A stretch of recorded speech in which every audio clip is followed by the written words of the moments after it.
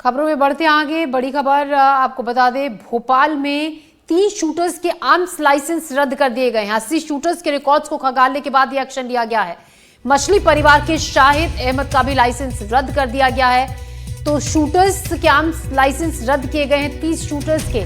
मछली परिवार के शाहिद का भी आर्म्स लाइसेंस रद्द कर दिया गया है। 80 शूटर्स का रिकॉर्ड खंगालने के बाद यह एक्शन लिया गया है। तो शूटर्स पर अब तक की सबसे बड़ी कार्रवाई, क्रिमिनल केस में छिपाने वालों का जो लाइसेंस है वो रद्द कर दिया गया है। स्पोर्ट्स कोटा के नाम पर भी आर्म्स लाइसेंस कुछ लोगों ने लिए थे, उनका आर्म्स लाइसेंस भी रद्द कर दिया गया है।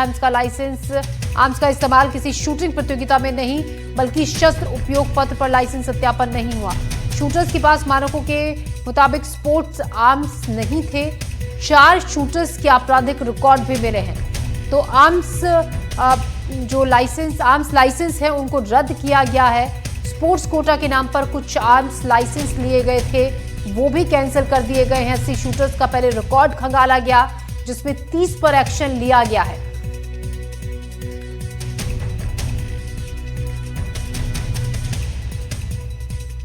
और इस खबर पर ज्यादा जानकारी के साथ आकाश हमारे सहयोगी हमारे साथ जुड़ रहे हैं। आकाश, अब तक का सबसे बड़ा एक्शन लिया गया है शूटर्स पर, जिस तरीके से पूरी जांच के बाद इतने लाइसेंस रद्द किए गए। देखिए, दरअसल जो स्पोर्ट कोटे से कारतूस अलॉट होते हैं, उन कारतूसों की कालाबाजारी की गई, गलत तरीके से इस्तेमाल किया गया।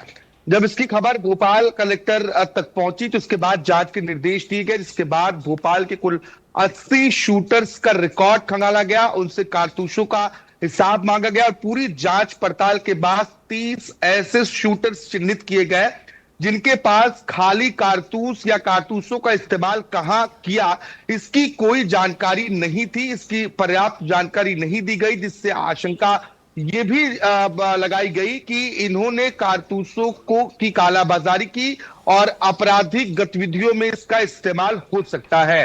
कई शूटर्स के पास ऐसे गन मिले हैं या फिर ऐसे जो हथियार है वो मिले हैं जो स्पोर्ट्स के लिए इस्तेमाल नहीं होते हैं, इसलिए जो शक का दायरा है वो और अधिक हद तक बढ़ता है। इसमें मछली परिवार जिसके ऊपर शाहिद जो है उसका भी लाइसेंस निरस्त किया गया है, क्योंकि उसके पास उसके ऊपर आपराधिक रिकॉर्ड थे, इस वजह से ये लाइसेंस निरस्तीकरण की प्रक्रिया की गई है। मछली परिवार के कई सदस्यों पर गंभीर आरोप है। याचीन मछली पर ड्रग्स की सप्लाई, हथियारों का कारोबार, इसके साथ ही लड़कियों का शोषण और ड्रग्स का बड़े कारोबार, इस तरीके के आरोप में यासीन पहले ही घिरा हुआ था और अब शस्त्र लाइसेंस निरस्तीकरण की प्रक्रिया को भी पूरी की गई है। जिन बिंदुओं पर जांच पड़ताल की गई है उनमें यह भी पाया गया कि जिन लोगों ने स्पोर्ट्स कोटे से हथियार लिए स्पोर्ट्स के लिए, उन्होंने लंबे वक्त तक कोई किसी भी राष्ट्रीय अंतर्राष्ट्रीय खेल प्रतियोगिता में हिस्सा तक नहीं लिया।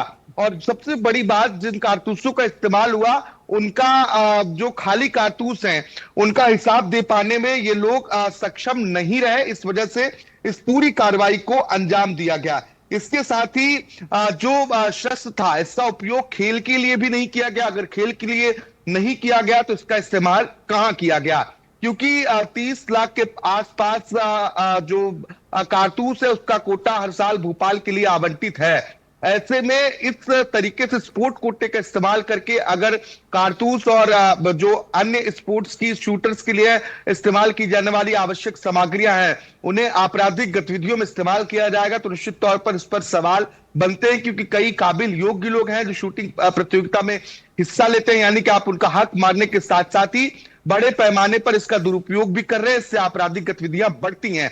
अब इस कार्रवाई के बाद निश्चित तौर पर जो ऐसे लोग हैं उन्हें एक सीख भी मिली है और कुल 28 ऐसे शूटर्स हैं जिनके जो शस्त्र लाइसेंस है उन्हें निरस्त किया गया, जबकि 2 शस्त्र लाइसेंस निलंबित भी किए गए हैं। आकाश, यानी कि माना जाए आने वाले वक्त में और कुछ, जिस तरीके से आप बता भी रहे हैं कि स्पोर्ट्स कोटा के तहत भी कुछ लाइसेंस लिए गए अवैध तरीके से, और कुछ इसी तरीके से एक्शन लिया जा सकता है, कुछ और खिलाड़ियों के खिलाफ भी उनके लाइसेंस भी रद्द किए जा सकते हैं।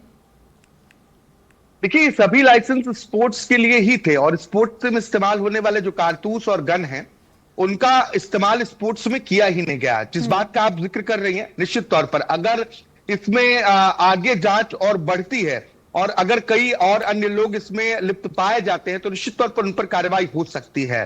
सबसे बड़ी बात यह है कि जो योग्य लोग हैं, जो लोग शूटिंग प्रतियोगिता में हिस्सा लेते हैं, जो वाकई में खिलाड़ी हैं, कहीं ना कहीं इससे उन्हें भी नुकसान हुआ है। और अब जब 80 शूटर्स का रिकॉर्ड खंगाला गया तो बहुत सारे शूटर्स जो हैं वो सही भी पाए गए हैं, जो जेन्युइन थे, जो वाकई में खेल प्रतियोगिताओं में हिस्सा ले रहे थे, उनके ऊपर इसलिए कार्रवाई नहीं हुई है। ये 30 लोगों की वो सूची है जो इन कारतूसों का गलत तरीके से इस्तेमाल कर रहे थे। जी, बहुत शुक्रिया आकाश आपका जानकारी के लिए। तो गलत तरीके से इनका इस्तेमाल हो रहा था, अब एक्शन लिया गया है और लाइसेंस 30 लाइसेंस रद्द किए गए हैं। आर्म्स लाइसेंस, आपको बता दें, बंदूकबाजों पर शिकंजा कसा है। एसडीआर का भोपाल में 30 शूटर्स के आर्म्स लाइसेंस रद्द किए गए हैं।